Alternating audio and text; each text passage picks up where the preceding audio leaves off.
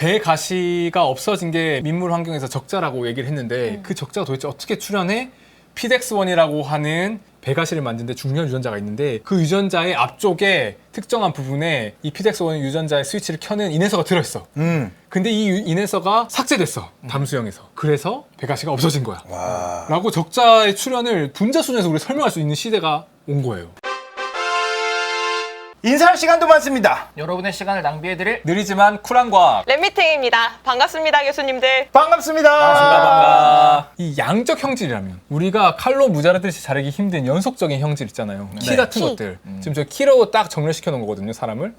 그리고 성별로 갈라서 여성이 더 작고 남성이 더 큰 것도 보여주고 이 연속적인 성질이라고 하는 것은 1번 환경의 영향을 많이 받고요. 2번 많은 유전자들이 관여합니다. 그래서 방금은 제가 딱 하나의 유전자에 대해서 관여된 것을 빨간색, 파란색, 공 색깔로 했는데 이 키 같은 경우에는 예를 들어서 유전자 3개의 차이를 복합적으로 설명했을 때 어떠한 표현형 분포가 나오는지를 보면 이 오른쪽에 보이는 것 같은 이런 분포가 나타납니다. 키 큰 유전자, 대립 유전자 3쌍이 모이면 제일 큰 애, 그 다음에 키 작은 유전자 3쌍이 모이면 제일 작은 애, 그 사이에 섞이면 중간 애가 나오겠죠. 그런 문제들은 어떻게 푸냐는 거예요. 그렇죠. 어떻게 풀어요? 눈에 보이는 저 양적 형질이 어떠한 여러 개의 유전자 혹은 유전자 환경의 상호작용에 의해서 결정이 되는지를 통계의 힘을 빌리면 풀 수가 있습니다. 원리는 같아요. quantitative trait가 네. 양적 형질이거든요. 양적 형질을 결정하는 혹은 조절하는 DNA 상의 위치를 quantitative trait loci라고 합니다. loci는 위치라는 뜻이고요. 이거를 찾는 거를 QTL 매핑이라고 합니다. 아까 링키지 매핑처럼 QTL 매핑인데 왼쪽에 보시면 파란색에는 어떤 특정한 형질을 뭐 키가 됐든 뭐 색깔이 됐든 네. 낮은 게 있겠죠. 그다음 어떤 건 높은 게 있잖아요. 지능이 될 수도 있어요. 우리가 이제 아까 똑같이 연관 지도 그리기를 하는 거예요. 연관 지도 그리기를 하기 위해서 뭐 인간은 안 되겠지만 초파리 같은 애들이나 선충 같은 애들은 양적 형질을 닿는 뭐 크거나 작은 애, 뭐 아니면 특성이 다른 애를 교배를 시킵니다. 네. 그 다음 또 교배를 시키면 다양한 방식으로 교배를 시킬 수가 있는데요. 다양한 방식으로 교배를 시키는 게 오른쪽에 나와 있고요. 서로 형질이 다른 그 부모들의 자손들을 교배를 시켜서 염색체를 뒤섞는 거예요. 주황색 염색체와 파란색 염색체를 뒤섞어요. 그러면 이 주황색 염색체와 파란색 염색체 중에서 모든 부분이 아니라 특정한 부분만 주황색일 때 혹은 파란색일 때 관심이 있는 형질에 영향을 미칩니다. 대부분의 부분은 영향이 없어요. 그래서 어떠한 DNA 부분 혹은 염색체 부분이 주황색이냐 파란색이냐에 따라서 형질이 달라지면 그게 스태티스티컬하게 차이가 딱 나옵니다. 그걸 가지고 매핑할 수가 있습니다. 제가 이것도 조금 더 쉽게 이해를 할 수 있기 위해서 한 땀 한 땀 제가 다 그렸어요. 이 대립 유전자 라지 D, 스몰 d, 라지 F, 스몰 f, 라지 E, 스몰 e가 있다고 할 때 오른쪽에 있는 양적 형질, 빨간색에서부터 파란색까지 이제 양적 형질로 바뀌었죠. 어떤 유전자가 이 양적 형질과 연관되어 있는지 어떻게 찾아냈냐? 딱 보기만 해도 어떤 부분이 색깔의 차이와 연관되어 있는지가 보이시죠? 자, 오른쪽에 공 8개가 있죠? 공 8개의 DNA를 다 분석을 하는 거예요. 네. 그래서 각각의 공이 라지 D를 가지고 있는지 스몰 D를 가지고 있는지 그리고 라지 E를 가지고 있는지 스몰 E를 가지고 있는 정보를 다 확인해요. 네. 저기 위에 오른쪽 위에 있는 공을 분류하는 거예요. 라지 D를 가진 애는 왼쪽으로 가. 갔어요. 스몰 D를 가지고 있는 애는 오른쪽으로 가. 유전자 D의 타입을 기준으로 왼쪽과 오른쪽으로 나눴을 때 빨간색과 파란색의 어떠한 비율, 평균적인 비율이 별로 차이가 없어요. 왼쪽에 보면 푸르스름한 애 둘, 붉으스름한 애 둘. 오른쪽에 보면 푸르스름한 애 둘, 붉으스름한 애 둘 똑같잖아요. 여기에 이 공이 가지고 있는 D 유전자가 라지 D냐, 스몰 D냐에 따라서 색깔이 별 차이를 안 보인다는 거예요. 오케이. 통계적으로 봤을 네. 때. 여러 가지 영향을 주는 다양한 유전자들, 다양한 환경적 요소 중에서 관여 안 돼 있는 요소들은 배제하고 관여돼 있는 요소들을 찾아낸 거예요. 상대적인 느낌인 네. 거죠. 자, 그래서 이제 실제로 이 방법, 이 접근법을 이용해서 가시고기 문제를 풀어보는 거예요. 네. 왜냐 얘네들은 분화된 종이 아니라 약간의 아종? 그냥 다른 집단 같은 느낌이에요. 이 아까 보여드렸던 일본 쪽에서 온 해양 가시고기, 배가시가 있는 애랑 캐나다 쪽에서는 민물 가시고기를 교배를 해요. 배가시가 있는 게 우성처럼 보여요. 네. 이게 반드시 나와야 되는 건 아니에요.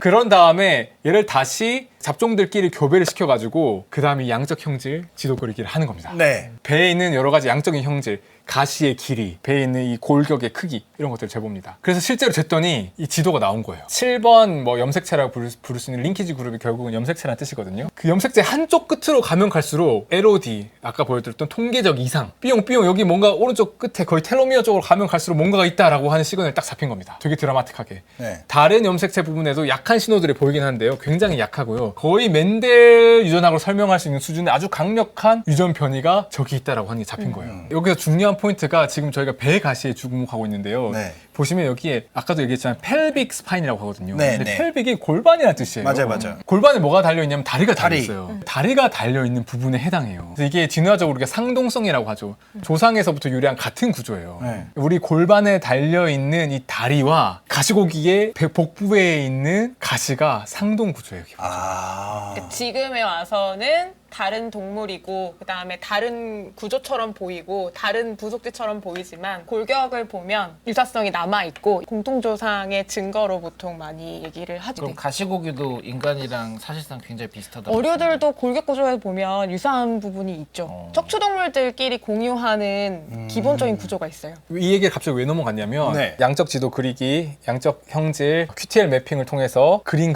텔로미어 쪽의 끝에 가면 쫙 높아지잖아요. 네. 거기만 해도 유전자가 많아요. 그 많은 유전자 중에서 어떤 유전자일지 추정을 해야 되는 거예요. 네.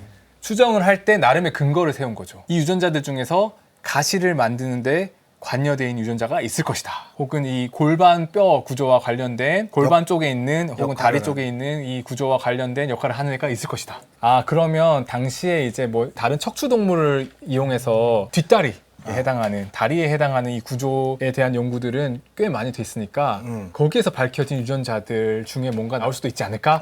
합리적 추측을 할 수 있죠. 합리적인 나름대로의 추측을 한 거죠. 네네. 그 유전자 중에 하나가 PDX1이라고 하는 유전자예요. 1999년에 사이언스에 나온 논문인데, 그러니까 뒷다리, 꼬리 쪽에 있는 다리의 발생을 조절하는 아주 중요한 유전자라고 하는 거를 밝힌 연구 결과입니다. 그러면 얘가 실제로 뒷다리를 만드는 핵심 유전자인가를 확인하기 위해서 그렇지. 바이러스에다 이 유전자를 넣어가지고 네. 닭 날개에다 넣어준 거예요. 그러니까 닭 날개는 앞다리에 해당하잖아요. 그래서 논문의 A에 보이는 게 우리가 일반적으로 아는 닭 날개 구조죠. 그쵸. C가 다리 구조잖아요. 네. 이 B와 D를 보시면 저 PDX1 유전자를 날개 쪽에다가 이 초기에 집어넣으면 닭다리처럼 변하는 게 보입니다. 딱 봐도 다리 같아 보이죠. 원래는 보시면 이 다리와 날개의 차이가, 날개에는 요 뼈 하나하나가 길이가 굉장히 달라요. 근데 그 길이 다른 게 없어졌죠. 다리처럼. 다 같아졌어요. 그리고 1번 뼈가 다리에는 있고 날개는 없는데 이 날개에 1번 뼈가 보여요. 오. 그러니까 이 PDX1이 뒷다리를 만드는 핵심 유전자라고 하는 거를 이 잔인한 실험으로 검증을 한 거죠. 근데 놀랍게도 이 PDX1이 이게 정말 짜릿한 순간이에요. 바로 저기 들어있어요. 와. 그 아까 딱 매핑된대. 우리가 교배 실험해가지고 배가시 상실, 우리에게 골반에 해당하는 이 배 쪽에 이 뼈에 해당하는 부분 축소, 전반적인 축소와 해당하는 그 부분이 DNA 상에 저쪽에 있는데 거기에 PDX1이 들어있는 거예요. 와. 우연이라기엔 너무 기가 막히네. 이거. 그치. 하필 딱 다리 만드는 그 유전자가. 네, 뒷다리 만드는 그 유전자. 아까 우리 양적도 배우고 질적도 질적도 배웠는데 배웠는데. 네. 가시가 없어졌다 그러면 그건 질적인 거예요? 아니면 너무너무 작은 양적 변화인 거예요? 쟤는 거의 질적인 수준의 변화를 질적인 일으켜요. 수준. 그래서 보기 편하게 네, 나온다라고 보기 편해요. 하는데. 거의 멘델처럼 3대1로 나와요, 거의. 근데 첫 번째 반전은 그럼 상식적으로 뭘 하냐? 이 PDX1 유전자의 서열을 비교해 볼 거 아니에요. 그렇죠. 가시를 가지고 있는 해양형 가시고기의 DNA와 배가시를 잃어버린 담수형 가시고기 DNA를 보아서 PDX1의 유전자 서열을 비교해 봤어요. 여기서 말하는 유전자 서열이라는 것은 결국 유전자라고 하는 것은 단백질을 만들어내는 게 핵심이니까 네. 단백질의 서열을 봤는데 제일 밑에 있는 게 이 가시고기인데요. 네. 이 가시고기의 오른쪽에 보이는 것은 이제 프레딕션한 이 PDX1 유전자의 구조인데요. 이 단백질의 구조는 100% 일치해요. 배가시가 있는 애랑 없는 애랑. 오. 기가 막히는 그럼 뭐지? 얘가 아닌가라고 생각할 수 있잖아요. 그렇죠. 유전자의 차이라고 하는 것은 단백질 서열의 차이만 있는 것이 아닙니다. 그 단백질이 어디서 얼마나 만들어지는지가 차이가 나타납니다. PDX1 유전자는 온몸에 다 있어요. 모든 네. 세포에 다 있는데 얘가 어디에서 다 켜지진 않는데 가장 강하게 켜지는 데가 조상형에 가까운 해양형에서는 주둥이 쪽에 일단 강하게 나오고요. 네. 저기 딱 배가시가 만들어지는 펠빅, 그 골반 부분에 해당하는 부분에서 저렇게 예쁘게 나옵니다. 오. 진짜 예쁘다. 근데 놀랍게도 오른쪽에 팩스톤 호수에서 발견된 배가시 잃어버린 애는 배에만 포토샵을 지은 것처럼 주둥이는 똑같이 세게 나오는데 배에만 없어졌어요. 오. PDX1 단백질 서열 자체는 똑같지만 PDX1 단백질을 만들어내는 유전자의 발현은 달라졌고 그것도 딱 그 배가시 부분만 없다. 달라졌다. 와. 근데 이건 약간의 심증이에요. 네. 우리가 표적 수사를 해서 심증을 잡은 거예요. 근데 진짜로 물증이 있냐라고 하면 아니에요. 그 왜 또 아니에요? 아까 봤잖아. 그 본 게 그 정도는 심증인 거예요? 그 물증이 아니에요? 저 연구팀이 확인하지 않은 다른 유전자의 단백질 서열의 차이나 발현의 차이도 있을 수 있잖아요. 그리고 PDX1이 우연히 여러 가지 이 차이 중에 하나인데 이게 연관성이냐 인과성이냐의 차이예요. 그래서 이 진화생물학의 정말 중요한 문제는 결국 연관성에서 인과성을 찾아내는 거예요. 그 다음에 이제 2010년에 6년 뒤에 나온 논문이 실제로 이 코잘리티를 보여줬다고 평가받는 논문이에요. 자, 요거를 이해하려면 유전자의 구조 그리고 유전자에서 단백질이 어떻게 나오는지를 살짝만 말씀드리겠습니다. 네. 그래서 DNA를 들여다보면 우리가 유전자라고 부르는 부분이 있어요. 교수님들 너무 힘들어 하시는데요. 들으세요. 폭식 중이래잖아요, 지금. 뭐 배가 너무 부르시면 토하고 와서 들으세요. 네. 간단하게 설명을 드리면 결국 저 빨간색에 해당하는 부분이 단백질에 대한 정보를 코딩하고 있다 해서 코딩 시퀀스고 나머지 부분을 논 코딩 시퀀스라고 해요. 사실 논 코딩 시퀀스가 중요해요. 왜냐면 단백질은 그냥 산물인 거고 그 유전자가 언제 어디서 얼만큼의 그 작품을 만들지는 논 코딩 시퀀스들이 결정을 하고요.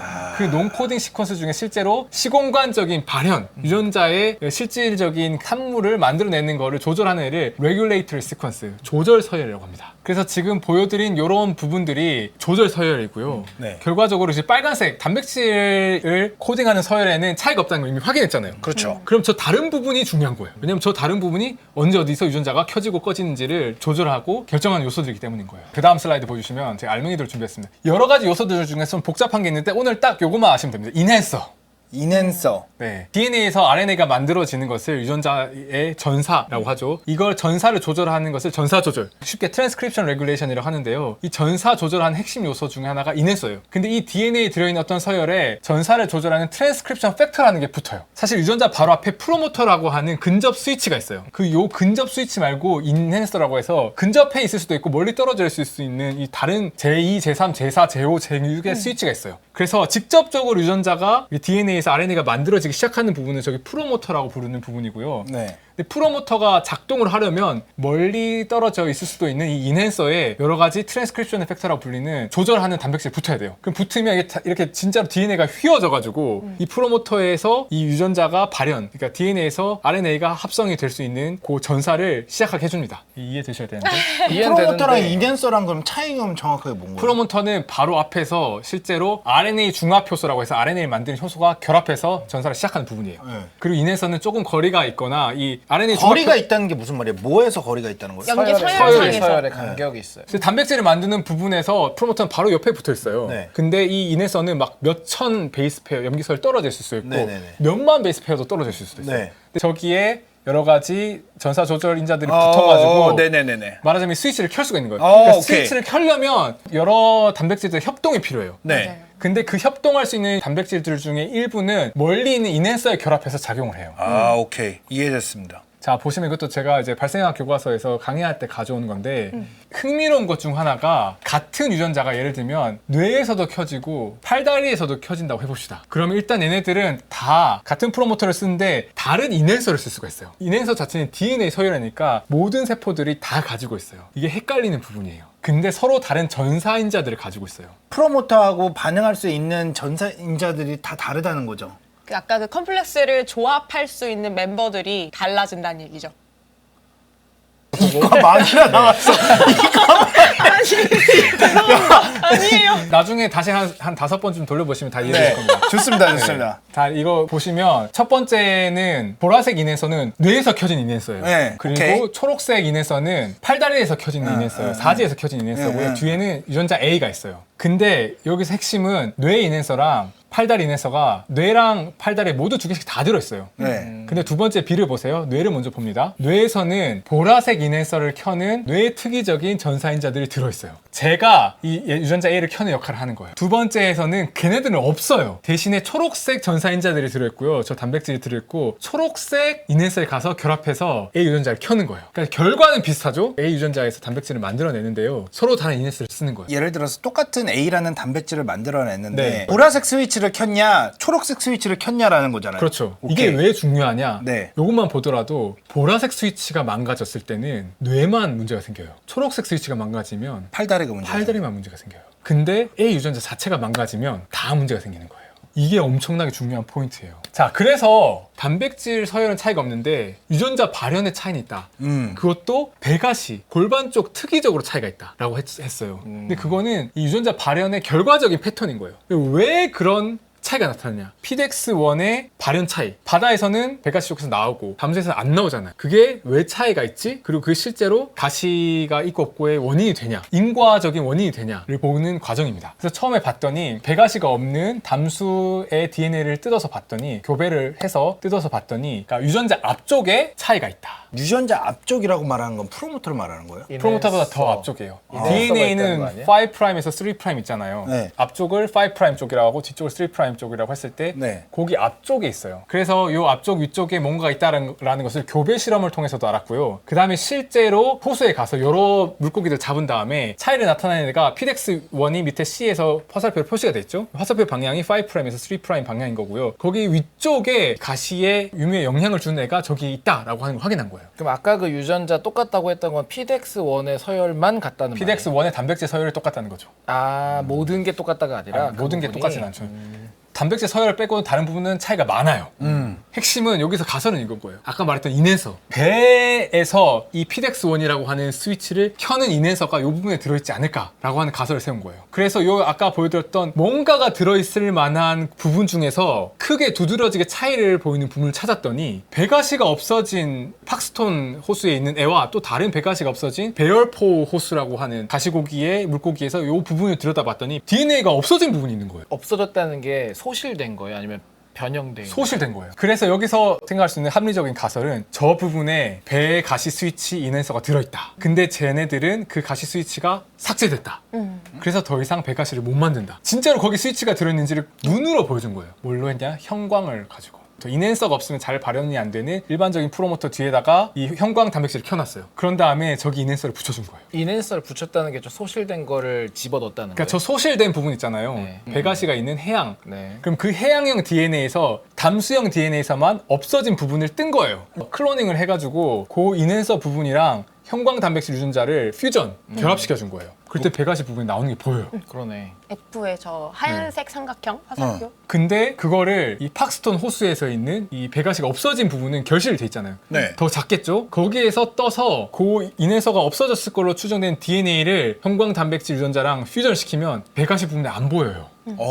그리고 이제 심지어 더 작은 부분, 곰발바닥 호수에서 발견한 굉장히 작은 결실 부분, 500 베이스 페어짜리 인해서만 달아줘도 세 번째 줄 E랑 H, 특히 H 보면 보여요. 짧게 생겨났네요. 그러니까 저 말인즉슨 곰발바닥 호수 가시고기에서 사라진 500 베이스 페어, 저기 DNA 안에 인핸서가 들어있다. 아 진짜 저기에 있구나. P에 저 조그만한 부분에 배 가시 조절 인핸서 스위치가 들어있다. 피덱스1 유전자가 배 가시 부분에서 있고 없고를 조절하는 인핸서를 찾은 거예요. 근데 진짜로 이 유전자 발현의 차이가 배가시 형성의 유무에 관여를 하는지를 거기까지는 아직 못 보여준 거죠. 그렇죠, 그렇죠. 유전자 발현 수준에서만 중요한 DNA 서열을 보여준 거예요. 네. 굉장히 짧은 500 베이스 페어. 이 인과관계를 보여줘야 되니까 배 가시가 없어진 담수 가시고기에다가 피덱스1을 붙여준 다음에 넣어준 거예요. 그러니까 원래는 민물 가시고기에서는 피덱스1 유전자가 안 켜져요. 해양형 그 가시고기에 유전자 스위치를 인위적으로 넣어주면. 그러면 민물에서도 생긴다. 생기는 걸 보여주면 게임 끝인 거죠. 그 작은 서열이 배가시의 형성 유무를 결정한다는 걸 보여주는 거죠. 밑에 거는 인핸서를 넣어주지 않은 것이고 위에다가 인핸서에다가 피덱스1이라고 하는 유전자, 다리를 만드는 이 유전자를 넣어주면 다시 돌아와요. 와. 배 가시가 없어진 게 민물 환경에서 적자라고 얘기를 했는데 그 적자가 도대체 어떻게 출현해? 피덱스1이라고 하는 배가시를 만드는데 중요한 유전자가 있는데 그 유전자의 앞쪽에 특정한 부분에 이 피덱스1 유전자의 스위치를 켜는 인핸서가 들어있어. 근데 이 인핸서가 삭제됐어. 담수형에서. 그래서 배가시가 없어진 거야. 와. 라고 적자의 출현을 분자순에서 우리 설명할 수 있는 시대가 온 거예요.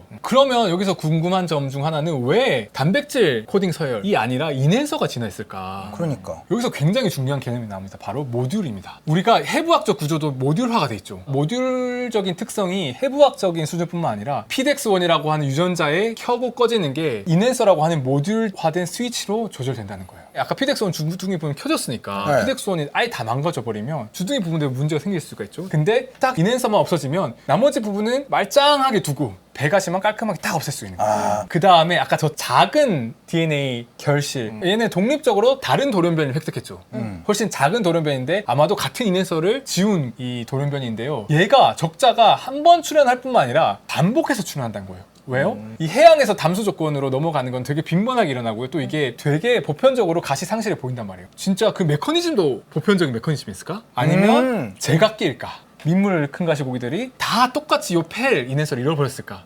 아닐까? 궁금증이 들 수 있겠죠? 네. 그래서 뒤져봤습니다. 아주 아름다운 결과가 나옵니다. 아, 좋아요. 13개의 집단에서 9개의 집단 인앤서가 삭제된 게 보였습니다. 그러니까 100% 설명은 되지 않고요. 근데 여기 딱 요 펠 부분이 없어진 거는 이 해양 조건에서는 안 발견되고 민물에서도 가시가 아까 있는 애들이 있다고 했잖아요. 네. 가시가 있는 애들에서 안 발견돼요. 13개 중에 9개잖아요. 네. 그럼 나머지 13개 중에 4개는 네. 다른 방식으로 없어지긴 한 거잖아요. 두 가지 가능성이 다 있어요. 여전히 저기 펠 인앤서 혹은 다른 피덱스원의 차이에 의해서 발생했을 가능성도 있고 혹은 다른 유전자에서 발생했을 가능성도 배제할 수는 없습니다. 이러한 증거가 화석으로도 보여요. 그리고 칼슘 농도 가지고 얘가 민물이었는지 해수였는지 추정할 수 있어요. 그러면 그 서식지가 해수가 됐다가 민물이 됐다가 하는 것과 배가시가 생겼고 없어지고 하는 것이 그 코렐레이션 잘 보여요. 2020년에 네이처 이콜로지 앤 이볼루션에 나온 논문인데요. 그 특징이 피덱스1 인앤서의 차이의 특징과 굉장히 회의부학적으로 비슷해요. 이 피덱스1 인앤서에 의한 차이가 가지고 있는 중요한 특징 중 하나가 배가시가 없어질 뿐만 아니라 이 배가시 쪽에 있는 좌우 대칭이 깨져요. 그게 화석 증거에서도 그대로 보여요. 가시고기의 계통에서 계속 바다에서 민물로 올라가고 민물에서 그 또 잠자리 유충들한테 털리면서 그 과정에서 배가시를 잃어버리는 게 선택되고 그 애들이 어떻게 출현했냐? 피덱스1의 인앤서 부분이 없어져서 했다는 것이 계속해서 반복되어 온 역사 중에 우리는 일부를 포착하고 있는 거예요. 막 아무 데서나 돌연변이가 사실 랜덤하게 발생하다가 그냥 우연히 걸리는 건가? 아니면 이 인앤서 자체가 잘 지워지는 어떤 경향성이 있는가? 펠 인앤서가 없어지는 속도와 다른 유전 DNA는 다른 부분이 없어지는 속도가 과연 똑같을까? 너무너무 흥미로운 질문이죠. 그렇죠. 그러니까 여기서 보면 전 세계 곳곳에 여러 집단에서 저 펠 인앤서 부분 지워진 게 보이잖아요. 네. 빨간색의 가로줄 그어진 게 없어진 거죠. 부분이고 같은 부분에서 저게 여러 번 반복된 게 우연이냐? 2010년 논문에서 아주 중요한 얘기를 합니다. 약간은 프리퀄 같은 느낌으로 프레이질 사이트라고 하는 개념을 보여줘요. 이 펠 인앤서 부분이 취약한 부분이다. 프레이질 깨지기 쉬운 부분이다. 그 취약한 부분의 특성 중 하나로 왼쪽 아래에 보이는 이 PDX1 유전자 부분에 있다가 없다가 갑자기 펠 부분, 펠 인앤서 부분이 굉장히 플렉서블하다. 그리고 그 플렉서블리티가 깨지기 쉬운 것과 관련이 돼 있을 것이라고 하는 약간 좀 나이브한 전망을 던지고 여기서 논문이 마무리가 됩니다. 9년 뒤에 사이언스에 논문이 나옵니다. 이 프레질리티를 정말 디테일하게 푼 논문이에요. 네. 그래서 너무도 궁금해하실 것 같아서 맛만 보여드리면 효모를 이용해서 실험을 해본 거예요. 잘 깨지는 것처럼 보이는 펠 인앤서 부분을 효모에 넣어줘요. 그리고 실제로 얘가 얼마나 잘 깨지는지를 세본 거예요. 그 펠 부분 인앤서가 제거되기 전에 온전한 해수형 펠 부분을 넣어주고 인앤서가 지워지고 난 부분을 그러니까 담수형 부분, 민물형 부분을 넣어주면 이 빨간색 부분이 해수형 그러니까 온전한 펠 인앤서 부분을 가지고 있는 DNA예요. 잘 깨져요. 높다는 건 잘 깨지는 단계. 네. 그 다음에 담수로 가면요 안 깨져요. 왜냐하면 이미 깨져서 취약한 부분이 깨져서 수선이 된 거예요. 그러니까 더 잘 안 깨지는 거예요. 그 다음 부분이 되게 중요한 게 해수형 부분, 온전한 거를 잘 깨진 부분을 뒤집으면 안 깨져요. 저게 함의한 바는 복제와 뭔가 관련이 있다는 거예요. DNA 부분마다 진화할 수 있는 잠재력이 다르다. 그리고 왜 펠 인앤서라고 하는 부분이 잘 없어지냐? 쟤는 특별히 더 잘 진화하는 부분이에요. 그러니까 완전히 랜덤한 효과가 아닌 거예요. 이 염기 서열의 특성에 따라서 더 잘 깨지는 부분이 있고 더 잘 안 깨지는 부분이 있는 것 같아요. 그럼 왜 어떤 부분은 잘 깨지고 어떤 부분은 잘 안 깨져? 그러니까요. 그리고 펠 부분이 더 잘 깨지는 것은 그건 우연이야? 진화의 결과야? 아니야? 라고 하는 그 다음 문제가 있어요. 네. 그러니까 이거는 뭐냐면 이 사이언스 논문은 사실은 진화 잠재성의 물리적 특성 혹은 생화학적 본질에 대해서 보여주는 건데요. 이러한 특성이 왜 진화했는지는 얘기해 주지 않아요. 그래서 다음 시간에 다룰 건 이거는 물고기 논문은 아닌데요. 제목 자체가 너무 아름다워요. 와. 실험실에서 진화 잠재성이 어떻게 진화하는지를 보여준 논문이에요. 이거 2025년 거네. 금년이네요. 올해 2월에 나왔을 해골바가지다 거예요. 해골바가지. 그러니까 진화할 수 있는 특성 자체가 어떻게 진화했냐. 여기에 또 핵심 키워드 약간 맛배기만 보여주면 환경이 빈번하게 변화하면 거기에 거 관련된 어떤 진화 잠재성이 진화할 수 있다. 정말 끝까지 가는 거예요. 와 그러네. 적자가 어떻게 출현할 수 있느냐, 이거를 정말 DNA 서열, 생물리학적인 메커니즘까지 풀어내고 있습니다. 그리고 그 위대한 여정의 한가운데 이 가시고기 있습니다. 배에 가실 거예요. 제가 준비한 내용은 여기까지이고요. 근데 이 연구의 최종 목표가 뭐냐라는 질문을 해주셨어요. 설명할 수 있을 때까지 다 설명한다.